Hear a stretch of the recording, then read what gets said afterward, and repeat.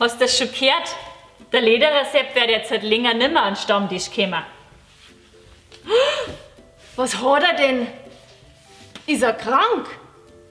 Na, deppert. Der ist doch gestern mit seinem Suri heimgegangen über die Baustelle. Und dann hat's ihn geschmissen. Und er voll mit dem Gesicht in die frische Fahrbahnmarkierung rein. So ein Depp! Da hätte ich gern Meiser gespielt, was er heute wohl gesagt hat, dass der heimgekommen ist. Die wird er wahrscheinlich an den Kopf gewaschen haben. Aber weißt du, was blöd ist? Der Seppi ist unser bester Gast. Da gingen uns jetzt jeden Tag 30 Euro. Mist, an das habe ich gar nicht gedacht. Jetzt verdiene ich ja weniger. Oder meine Bedienung.